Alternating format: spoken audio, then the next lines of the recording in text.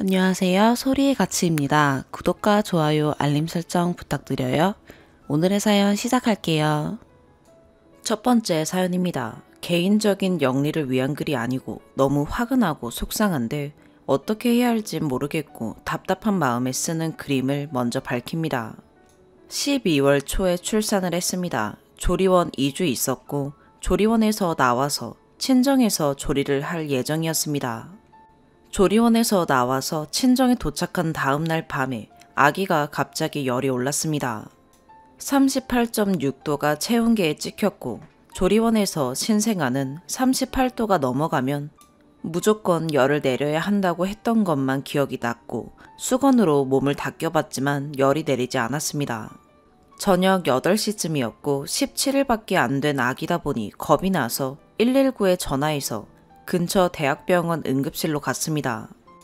그 병원을 가본 적은 없었지만 신축병원으로 규모가 엄청나게 큰 병원입니다.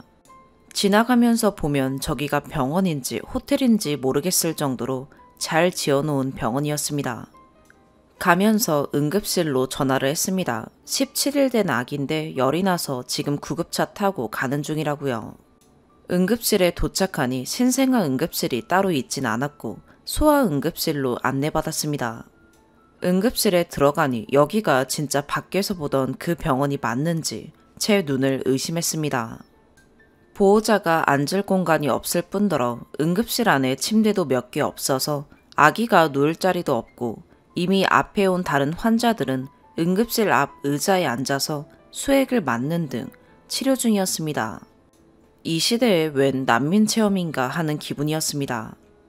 간호사에게 아기 열이 38.6도라고 이야기하고 조치를 취해달라고 했더니 의자에 앉아있으라고 하더라고요. 17일 된 신생아를 감기 독감 등으로 수액 맞고 있는 3, 4살 아이들 옆에요. 신생아니 여기 말고 격리할 수 있는 공간이 없냐고 하니 없다고 여기 있기 싫으면 다른 병원에 가라고 합니다. 진짜 기분이 나쁘고 짜증났지만 당장 방법이 없으니 앉아 있었습니다. 잠시 후 피검사를 하고 뇌수막염 검사 등을 했습니다. 결과가 3, 4일 정도 있어야 나온다고 하더라고요. 다시 한번 신생아니 격리부터 해달라고 요청을 했지만 남는 병실이 없고 신생아 혼자 들어갈 수 있는 공간이 없다고 했습니다. 그럼 어떻게 해야 하냐고 하니 병실 나올 때까지 응급실에서 대기해야 한다고 합니다. 병실이 언제 나올 예정이냐고 하니 기억이 없다고 합니다.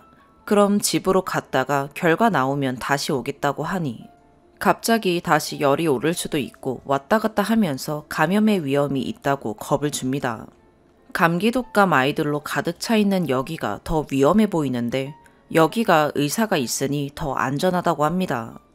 다른 병원으로 옮기려고 하니 뇌수막염 검사 결과가 3, 4일이 있어야 나온다고 다른 병원으로 옮기면 다시 뇌수막염 검사를 해야 한다고 합니다.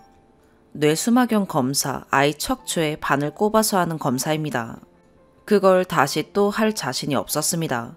그렇게 17일 된 신생아를 그 응급실에서 4일 동안 데리고 있었습니다. 응급실에 있는 동안 정말 기가 차더라고요. 아이 수액 들어가는 게 이상해서 제가 봐달라고 이야기하니 잘 들어가고 있다고 하더니 두 번째 보더니 아까는 잘 들어갔는데 하면서 다시 바늘 위치를 잡습니다. 제가 해도 저것보단 잘하겠습니다. 옆에서 보는데 불안불안합니다. 간호사가 아무것도 모르는 사람 같습니다. 아이는 자지러지고 그렇게 몇 분을 용쓰더니 혼자 짜증을 내며 바늘을 빼더니 의사를 데려옵니다. 신생아 수액 바늘은 전문적으로 잡는 선생님이 따로 계신다고 합니다. 그런데 아무것도 모르는 듯한 간호사가 몇 분을 아이를 잡았던 거네요. 그것도 마음대로 안 되니 짜증을 내고 아이 가진 엄마가 죄인입니다. 혹시나 아이한테 뭐 하나라도 해가 될까봐 아무 말 못했습니다. 중간중간 아이 상태에 대해서 간호사에게 물어보면 자기들은 모르고 의사 회진 올 때까지 기다려보라고 합니다. 지금 의사 좀 불러달라고 하니 당직 의사가 한 명밖에 없어서 혼자서 진료를 보고 있어서 올 시간이 안 된다고 합니다. 그렇게 다음날 아침까지 의사만 기다리면서 새벽을 보냅니다. 응급실에 있는 동안 거기 있는 간호사 누구 하나 친절한 사람이 없었고 물어보면 모른다고만 하고 짜증스럽기만 했습니다. 아픈 아이를 데리고 있는 부모가 자기들한테 어떻게 할 수 없다는 걸 잘 아는 걸까요? 진짜 말도 안 되는 이상한 갑질스러운 짓들을 하더라고요. 17일 된 신생아를 응급실에 데리고 있는 부모 마음을 이해해 주길 바라는 건 큰 욕심이었나 봅니다. 그렇게 4일을 보내고 특별히 이상한 것 없이 열이 내리고 해서 퇴원을 했습니다. 그리고 3일 후에 아이 숨소리가 이상합니다. 인터넷에 찾아보니 모세기관지염이랑 증상이 거의 똑같습니다. 응급실에서 한번 식겁을 했어서 응급실은 가고 싶지 않았습니다. 응급실 간호사들은 정말 짜증났지만 진료를 봐주시던 의사선생님들은 다들 좋으셨습니다. 어차피 외래 진료를 보는 건 응급실과 상관없으니 날이 밝고 다시 그 병원을 찾았습니다. 모세기관지염 확진을 받았고 격리치료를 해야 한다고 합니다. 그런데 병실이 없답니다. 그럼 어떡하냐고 하니 응급실로 가야 한답니다. 네, 그때 그 응급실이요. 병원 옮기겠다고 소견서 써달라고 했고 여기저기 알아보다가 조금 멀지만 다른 대학병원에서 진료 차트랑 소견서 가지고 빨리 오라고 해서 거기로 갔습니다. 병원에서 진료 차트랑 소견서를 서류봉투에 담아줬고 병원 이동 중에 혹시나 싶어서 봉투 안을 봤더니 진료 차트만 있고 소견서가 없습니다. 차 돌려서 다시 갔더니 소견서를 빠뜨렸답니다. 그렇게 다른 대학병원으로 갔고 거기서 이런저런 이야기를 했더니 기가 막혀 하더라고요. 이 신생아를 어떻게 응급실에 4일을 데리고 있었냐고, 다른 큰 병 전염 안 된 게 용하다고, 신생아 데리고 있을 공간이 없으면 바로 다른 병원으로 옮기게 조치를 했었어야 했다고, 신생아는 일반 병실에도 두는 거 아니고 어디 안 좋으면 그냥 인큐베이터에 들어가야 된다고. 진짜 망치로 한 대 맞은 것 같더라고요. 결국 그 응급실 4일이 우리 아이를 더 아프게 한 거죠. 지금은 아이 격려되어 치료 중입니다. 이 작은 아이가 산소호흡기 달고 온갖 장치 달고 있는 거 보니 정말 마음이 너무 아픕니다.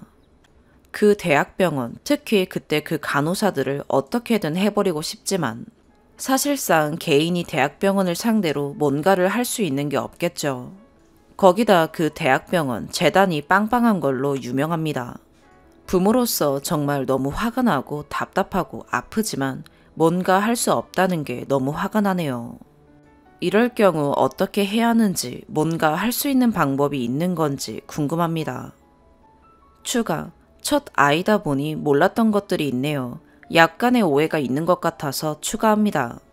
당연히 모든 부모님들이 자기 아이부터 봐주기를 바라겠죠. 더 심한 환자가 있으면 그 환자부터 보는 게 맞다고 생각하고요. 물론 일반 응급실은 잘리고 부러지고 중환자들이 많겠죠. 제가 갔던 응급실은 소아응급실이었고 어디 깨지고 부러진 중환자는 없었습니다.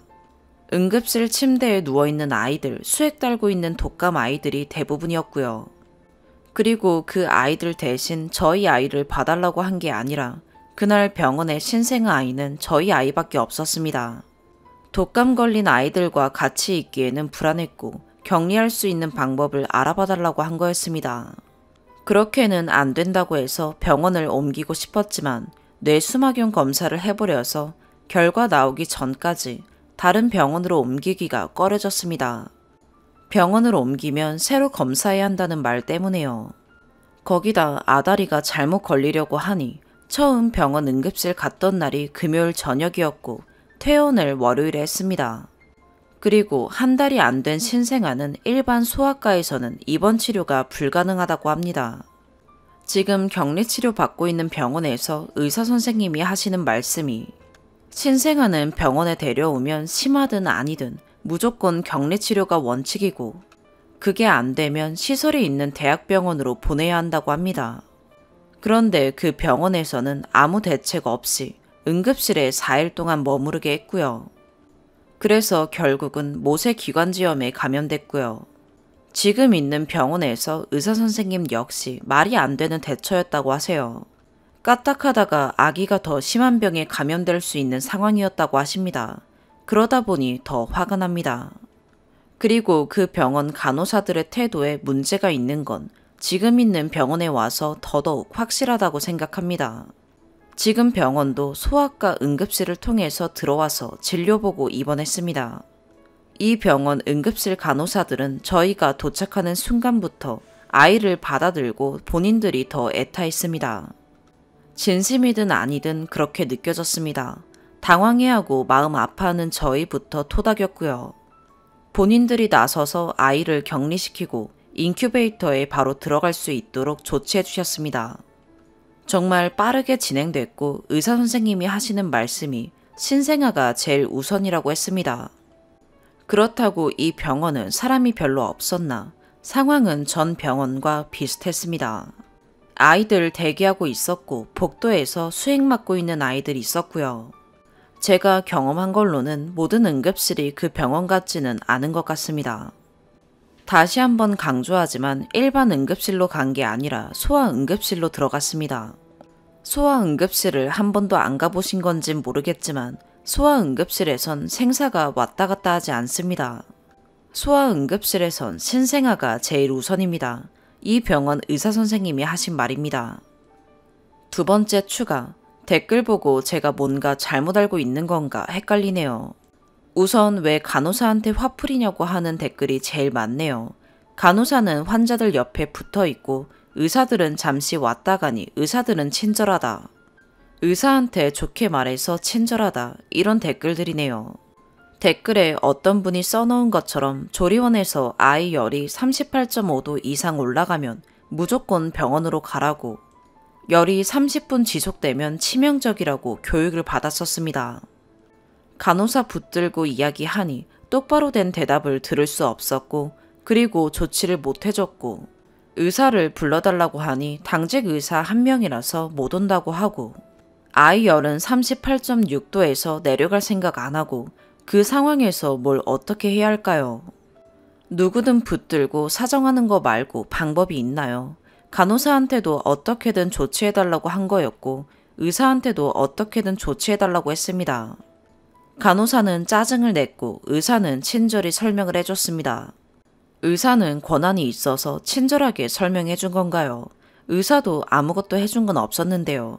그냥 친절했을 뿐입니다. 간호사는 권한이 없어서 짜증을 낸 건가요? 좋게 설명할 수 없는 부분인가요? 간호사들은 환자들 옆에서 고생해서 짜증스럽고 의사는 환자 안 보고 어디서 놀다가 와서 여유롭나요? 이해가 안 되네요.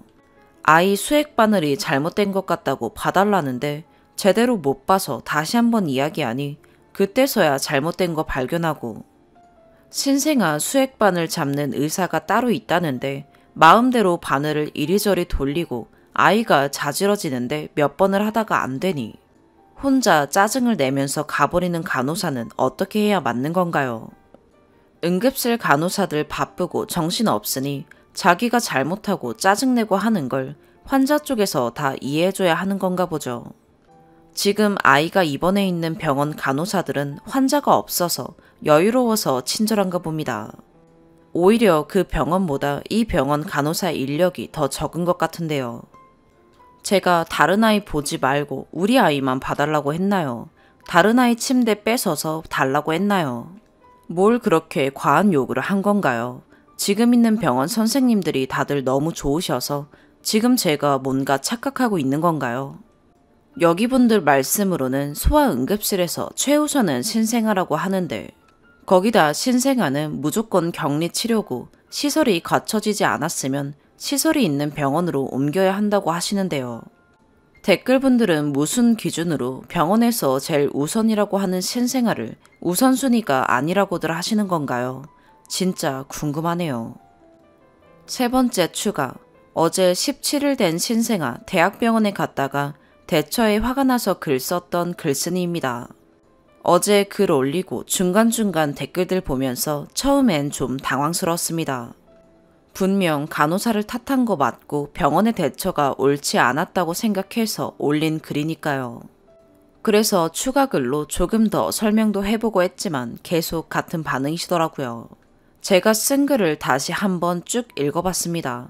화가 가득한 상태에서 쓴 글이다 보니 설명이 빠진 부분과 과한 표현이 많았네요. 조금 더 정리해서 다시 한번 이야기해 보겠습니다. 첫 번째, 조리원에서 교육받을 때 열이 38도 이상 오르면 차가운 수건으로 몸을 닦여보고 30분 지속 시 무조건 병원으로 가라고 했습니다. 3살 이상 아이들에겐 큰 문제가 아니지만 1달 미만 신생아에겐 열이 제일 치명적이라고 했습니다. 신생아는 감염에 취약하니 자차 이용할 거 아니면 택시 타지 말고 119 불러서 가라고 하셨고요. 신생아 백과사전에도 그렇게 적혀 있었고요. 그리고 119 대원분이 신생아니 소아응급실로 가야 한다고 하셨습니다. 신생아는 대학병원만 받아준다고 근처 대학병원으로 가겠다고 하셨습니다. 미리 연락해 놓으면 조금 더 빨리 조치받을 수 있을 거라고 전화하라고 해서 전화했었고요. 두 번째, 응급실 도착하니 소아응급실로 안내받았고 아까 통화했던 간호사를 찾았습니다. 열이 38.6도고 30분가량 지속 중이라고 이야기했습니다. 의자에 앉아서 기다리라고 하셨어요. 제가 열을 잘못 잰 걸 수도 있으니 열을 한번 재봐달라고 했습니다. 열을 재니 38.4도가 찍혔습니다. 어떻게 해야 하냐고 물으니 앉아서 대기하라고 했고 신생아인데 여기에 그냥 있는 거냐고 물으니 다른 공간이 없다고 했습니다. 그럼 수유실에 있으면 안 되냐고 물으니 그냥 앉아 있으라고. 여기는 공간이 없으니 여기 있기 싫으면 다른 병원으로 가라고 했습니다. 여긴 공간이 없으니 다른 병원으로 가시는 게 낫겠습니다. 이런 안내성 이야기가 아니라 홧김에 여기 싫으면 다른 병원으로 가라는 이야기였습니다. 옆에 있던 아이 데리고 오신 할머니가 간호사한테 애기 엄마한테 말을 왜 그렇게 하냐고 말씀하셨고 간호사는 그냥 자리로 돌아갔습니다. 옆에 계신 처음 보는 할머니께서 그렇게 말씀하신 거면 저 혼자 오바한 건 아니라고 생각합니다. 세 번째, 아이를 어떻게 해야 하는지에 대한 이야기는 전혀 없었고 앉아서 대기하고 있었습니다. 앉아있는 동안 한 번도 봐주지 않았고요. 열도 제가 가지고 간 체온계로 제가 계속 쟀습니다. 할 수 있는 건 계속 차가운 수건으로 닦아주는 것밖에 없어서 계속 닦였고 다행히 열이 38도 밑으로 내려갔습니다. 조리원에서 38도 이상 30분 지속되면 안 된다고 했는데 이미 아이가 38.4도 상태로 거의 1시간을 보냈습니다. 그러다가 의사가 와서 열을 쟀고 그때는 이미 열이 38도 밑으로 떨어진 상태였습니다. 1시간 정도 38.4도를 유지하다가 방금 열이 내렸다고 이야기하니 신생아가 열이 올랐을 때 최악의 경우가 뇌수막염이라고 피검사와 뇌수막염 검사를 해야 한다고 했습니다. 뇌수막염 검사를 하는데 아이 척추에 바늘을 꼽더라고요. 너무 작은 아이 척추에 바늘 꼽히는 모습을 보니 너무 괴로웠습니다. 네 번째, 뇌수막염 검사가 끝나고 나니 결과가 3, 4일 정도 있어야지 나온다고 입원을 해야 한다고 했습니다. 입원 절차를 밟아달라고 하니 지금 입원실이 만실이어서 여기서 대기해야 한다고 했습니다. 여기 지금 독감 걸린 애기들 많은 것 같은데 여기 있어도 괜찮냐고 하니 방법이 없다고 했습니다. 어차피 병원에 있어도 해줄 수 있는 게 없는 것 같아서 그냥 집으로 갔다가 결과 나오면 들으러 오겠다고 했습니다. 지금은 열이 내렸지만 갑자기 또 열이 오를 수 있고 신생아가 자꾸 밖에 왔다 갔다 하면 다른 감염될 수 있으니 나가지 말라고 했습니다. 그럼 다른 입원실 비어있는 병원으로 옮기겠다고 하니 뇌수막염 검사는 성인도 힘든 검사인데 병원으로 옮겨서 애기한테 또 시킬 거냐고 여기 있으라고 했습니다. 나가겠다고 한 걸 병원에서 못 나가게 잡았습니다. 다섯 번째, 검사하고 중간중간 간호사들한테 아기 상태를 물어보려고 말을 걸었을 때 짜증스럽길래 그냥 포기하고 최대한 말을 안 걸었습니다. 물어봐도 모르겠다고 괜찮다고만 했었고 제가 옆에서 계속 체온계로 열 체크를 했고 다행히 이후로 열이 오르지 않았기 때문에 굳이 간호사들과 말을 섞을 일은 없었습니다. 그런데 수액을 달고 있는 손에 거즈가 흥건해졌길래 간호사에게 봐달라고 이야기했고 와서 보더니 원래 그런 거라고 괜찮다고 했습니다.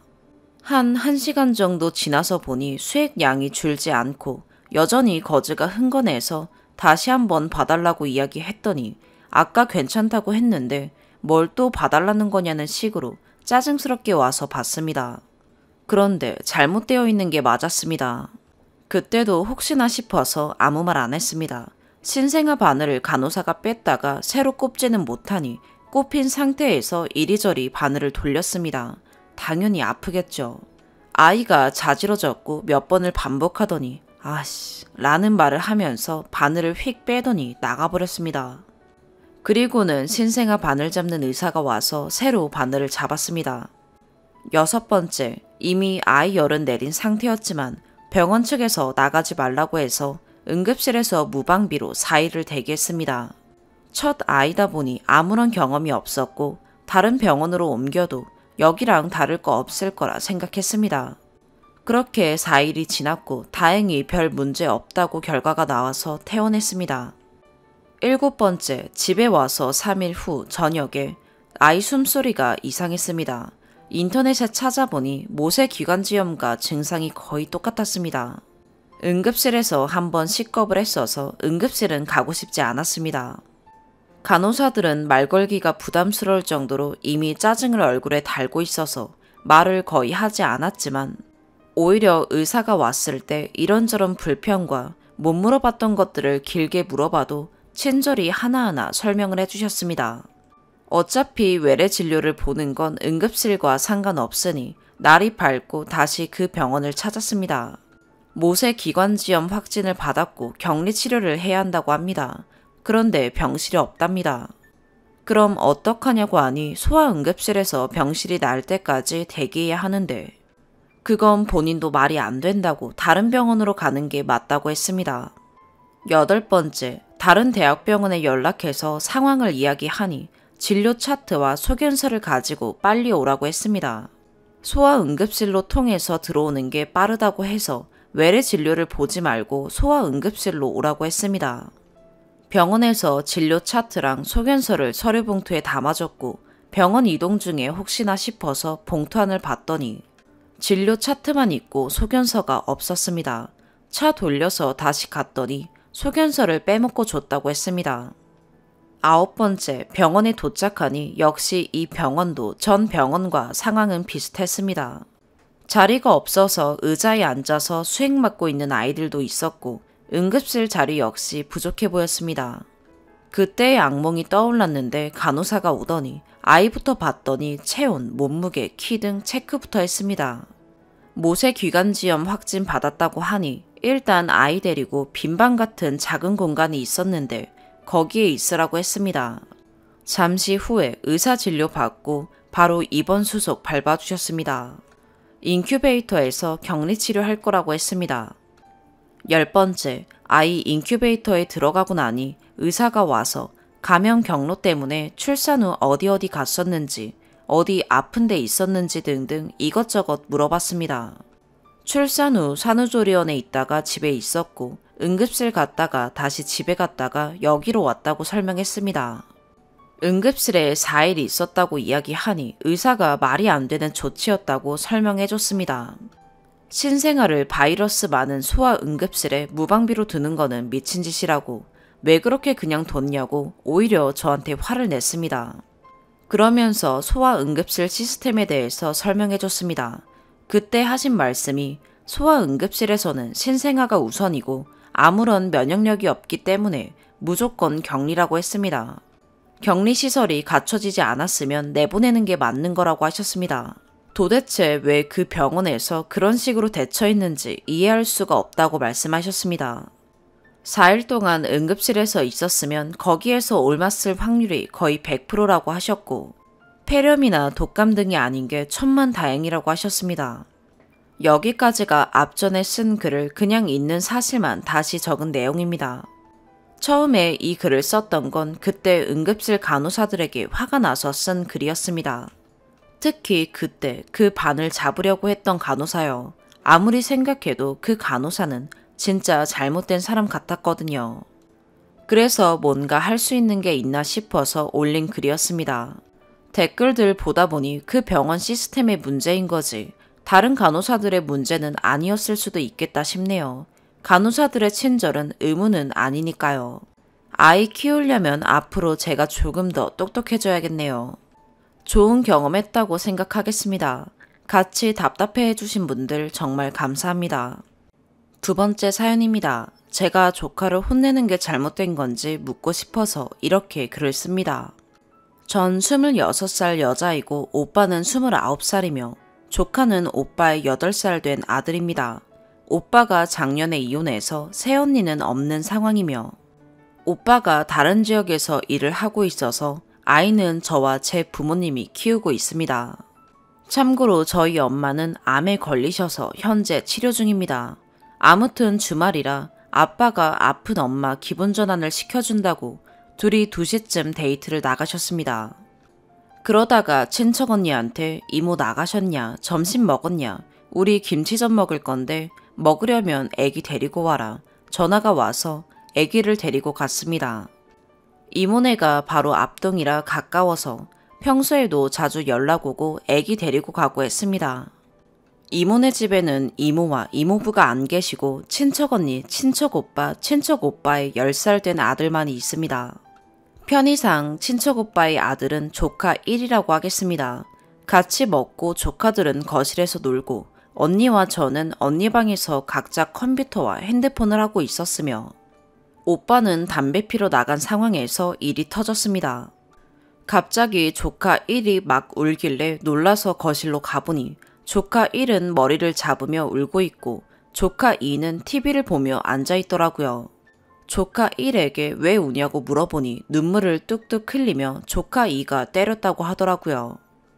그때 오빠가 담배를 다 피고 집에 올라왔고 조카 1에게 아빠에게 가겠냐 물어보니 그러겠다고 해서 전 조카 2를 데리고 언니 방에서 왜 형을 때렸냐 물어보았습니다. 언니는 그때서야 조카 1이 운다는 사실을 알고 방 밖으로 나갔고 조카 1이 조카 2의 말을 무시하자 화가 난 조카 2가 짱구 엄마가 하듯이 주먹 돌리기를 조카 1에게 했다고 했습니다. 조카 2는 말을 하면서 울음을 터뜨렸습니다.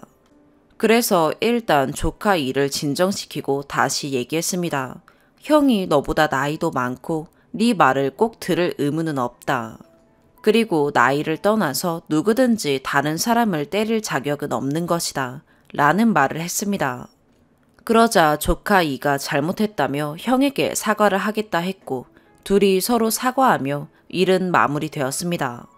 그런데 문제는 그러고 아주 잠시 후 오빠가 전화를 해 본인 아들인 조카 2와 통화를 시켜달라 하여 통화를 시켜주었는데 막 울고 난 목소리가 들려서인지 둘이 통화를 끝낸 후 톡으로 저에게 애기가 울었냐고 물어보았고 저는 모든 일을 다 이야기했습니다. 그러자 오빠가 전화를 걸어 저에게 욕을 했습니다. 네가 뭔데 애를 혼내냐. 둘이 안 싸우게 네가 지켜보고 있어야지 뭘 쳐놀고 있냐 라고 욕을 하였고 전 화가 나서 그럼 네 새끼니까 네가 지켜봐라 라고 맞받아치며 전화를 끊었습니다. 그리고 나서 다시 걸려온 전화를 모두 거절하고 받지 않으니 톡으로 계속 욕을 보내더라고요. 그래서 저도 짜증나서 욕을 보내고 지금은 차단한 상황입니다. 그런데 아무리 생각해도 기분이 좋아지지 않습니다. 오빠는 항상 네가 애를 안 키워봐서 제대로 된 훈육을 하지 못하는 거라 말하는데 이게 맞는지. 전 아무리 생각해도 제가 잘못한 부분은 없는 것 같기에 글을 씁니다. 제가 잘못을 한 부분이 있다면 시인하고 오빠에게 사과를 할 테니 알려주시고 그게 아니라면 오빠를 욕해주세요. 여러분들의 생각이 저와 같다면 글과 댓글을 캡처해서 오빠한테 보여줄 생각입니다. 조언 부탁드립니다. 추가, 일단 글을 좀 헷갈리게 쓴 것 같아 수정하려고 합니다. 본문에 담배를 피러 나간 오빠는 조카 1의 아빠이며 저에게는 사촌 오빠입니다. 친오빠가 물어본 애기가 울었냐는 질문에서의 애기는 제가 조카 2를 부르는 애칭입니다. 오빠는 조카 2의 이름을 얘기했습니다. 애칭이 애기인 이유는 제가 조카 2를 처음 보았을 때는 진짜 조카가 너무 작았습니다. 완전 머리 상상 속 갓난 애기였기 때문이고 걷는 거나 말하는 게 보통 아이들보다 늦어져 애기 같은 모습이 제 머릿속에 많이 남아있어 그렇습니다. 반대로 조카 1은 제가 20살 때부터 이모네에서 같이 살아서 조카 1의 인생 과정을 다 보았고 이와 반대로 1은 말이나 걷는 것 등 모든 게 빨랐습니다. 참고로 조카 2의 애칭은 태명으로 이름과 연관이 있습니다. 전 솔직히 친오빠를 굉장히 싫어합니다. 지금 아빠는 새아빠이며 고2 때 처음 보고 3년 전부터 같이 살고 있습니다. 8살 때 부모님 이혼하시고 아빠, 오빠, 저 셋이 살 때 친아빠는 굉장히 폭력적인 사람이었습니다. 그런 상황에서 제가 중2 때 오빠가 가출을 한 부분이 저에게는 본인만 살겠다고 집을 나간 것과 별 다를 게 없다고 생각합니다. 그리고 댓글에 새언니 얘기가 있어 남기는 이야기인데 조카 1의 엄마, 첫 번째 새언니는 교통사고로 조카 1이 유치원 때 돌아가셨고 조카 2의 엄마인 새언니는 오빠가 바람을 피운 것을 알게 되어 이혼하며 아기를 달라 하였지만 오빠가 바득바득 우겨서 아기를 데리고 온 것입니다. 언니가 이혼할 때 그럼 한 달에 2번은 조카를 보고 싶다 하였지만 그럼 볼 때마다 300이라는 말도 안 되는 금액을 요구하는 오빠 때문에 새언니는 아이를 못 보고 있습니다. 친척 언니도 저와 같이 본인 오빠들의 조카를 봐주는 상황이 저와 같습니다. 친척 오빠는 주말이라고 본인 앱으로 집에 왔던 것이고 댓글에 주 양육자에게 위임한다는 댓글을 보고 부러웠습니다. 친척 언니의 집은 언니에게 다 위임하고 있습니다. 친척 오빠는 언니가 아이를 봐주는 것에 대한 감사함을 돈으로나 마음으로나 많이 표현하고 있는데 저희 오빠는 그러지 않으니 비교하게 되더라고요. 물론 제 마음속에서요. 예전에도 비슷한 일이 있었습니다. 19년 여름에 이모네와 함께 저와 조카 2는 여름 휴가를 같이 갔었습니다. 조카 2가 물을 좋아해서 놀다 보니 감기에 걸렸었는데 그때도 저에게 욕을 하며 나무라던 오빠입니다. 저는 정말 오빠를 싫어합니다. 바람 핀 것과 이혼 후 그 바람녀를 계속 만나는 것. 그 바람녀의 호칭을 조카 2에게 엄마라고 부르게 한 점. 그리고 어릴 때부터 본인이 친아빠에게 손찌검 당하면 같이 당해놓고 화풀이로 저에게 아빠처럼 손찌검을 하던 폭력성. 마지막으로 술 처먹고는 이제 와서 지 인생을 살고 싶다고 조카 2를 고아원에 보내라고 엄마에게 이야기를 한 점까지 다 싫습니다. 아무튼 쓸데없는 글로 추가글을 잡아먹어 죄송합니다. 오늘 아침에 엄마가 오빠가 화내던데 무슨 일이냐고 오빠 얘기를 하더라고요. 그래서 이야기를 했습니다. 그런데 엄마는 그래도 오빠에게 욕을 한 건 제 잘못이라 하더라고요. 그래서 저는 그럼 오빠가 나한테 욕하는 걸 난 가만히 듣고 있어야 했냐 물었고 엄마는 그렇다고 하더라고요. 제가 오빠한테 대드는 건 조카에게 한 가르침과 다르다고 제 잘못이라 하셨고 전 엄마한테 오빠 문제로 엄마랑 싸우기 싫다고 얘기를 강제로 끝냈습니다. 물론 제가 위에 쓴 오빠를 향한 이야기 때문에 본문에 대한 신뢰가 떨어질 수 있다 생각합니다. 그래도 전 여전히 오빠가 싫고 조카 2가 잘못을 한 부분에 혼낸 건 제 잘못이 아니라고 생각합니다. 추가글로 인하여 여러분이 저를 욕하신다 하셔도 달게 받겠습니다. 많이 횡설수설한 글 읽어주셔서 감사하는 말로 글을 끝내도록 하겠습니다. 세 번째 사연입니다. 이제 막 결혼한 지 4개월 된 새댁입니다. 결혼을 빨리 한 편이기도 하고 주위에 물어볼 사람이 없어 항상 보기만 하던 이곳에 글을 올려봅니다. 결혼 생활이 행복함만 가득할 거란 생각은 하지 않았지만 결혼에 대해 로망도 컸고 아름다운 생각들만 가지고 있어서 그런지 제가 너무 예민한 건가 싶어 여쭤봅니다. 둘이 천생연분같이 너무 좋아서 2년 연애하고 결혼했습니다. 지금도 결혼 생활이 너무 좋고 행복해요. 성품, 성향, 취미, 가치관 등등 모든 게 잘 맞는 데다 저와 남편 둘 다 대기업 다니고 각자 부모님도 경제적인 면으로 여유로워서 결혼 준비부터 아무런 걱정이 없었고 지금도 걱정이 없습니다. 그런데 가끔 너무 속상할 때가 있는데 같이 살게 되면서 남편의 음주 습관이 싫어졌어요. 남편은 술도 잘 마시고 술 마시는 걸 좋아해서 주 3회는 기본으로 마시는 것 같아요. 저도 술을 좋아해서 둘이서 연애 때부터 잘 놀러 다니고 잘 마시고 각자 집에 잘 들어갔습니다. 가끔 술 취해 오는 전화에 사랑한다는 술주정들은 너무 귀여웠고요. 아무 말 대잔치 하는 것도 귀여워서 다음날 항상 들려주곤 했어요. 지금 생각하니 풋풋하고 귀엽고 웃기네요. 그런데 저도 이제 입사도 하고 일하게 되면서 새벽에 자야 하는데 자꾸 걸려오는 전화와 취해서 집에 들어가는 남자친구가 슬슬 걱정이 되더라고요. 통화하면서 자주 넘어지고 길에 토하고 집에 다 왔다 하면서 1시간째 집에 안 들어가고 택시 아저씨들한테 횡설수설하는 등 이런 일이 있었거든요. 술 취해서 버릇처럼 항상 저한테 전화를 하는데 위와 같은 상황으로 걱정되는 마음에 집에 들어갈 때까지 전화기를 붙잡고 있을 수밖에 없었어요. 결혼하고 같이 살게 되면 집으로 들어오니 괜찮아질 줄 알았는데 같이 사는 지금은 더 힘들어요. 정말 말장난이나 아재 개그들 등 개소리부터 시작해서 자기 평소에 서운했던 것을 말하기도 하고 짜증도 내고 자꾸 앞뒤 안 맞는 그냥 술 취한 사람 소리하면 저도 듣기 싫어서 그냥 잘하고 화내면 되려 짜증내고 정색하고 그러다 코 왕창 골면서 술 냄새 풍기면서 옆에서 자는데 술 마시면 코 고는 소리 더 큰 거 알죠? 저는 그런 밤을 새고 다음날 출근을 합니다. 본인 출근 시간 6시 50분까지입니다. 저 또한 술을 좋아하기 때문에 술 마시는 그 마음을 이해 못하는 건 아니지만 어제 마셨으면 오늘은 안 마실 줄도 알아야 하는데 자기한테 스트레스 푸는 걸로는 술이 제일 좋은 것 같다고 하니 이해해주려 노력합니다. 결혼하고 저와 같이 사니 친구들과의 약속도 잘 안 잡고 지금은 또 코로나 때문에 외출도 자제하다 보니 대부분 집에서 술을 마시는데 매일 한두 병씩 마신다고 보면 돼요. 이게 정상인가 싶어요. 저도 가끔 기분 맞춰준다고 같이 마십니다.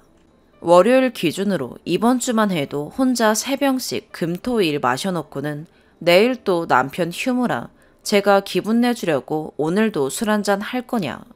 퇴근하고 집 가서 나초 피자 해주겠다고 하니 고맙다고 기대된다고 하더라고요.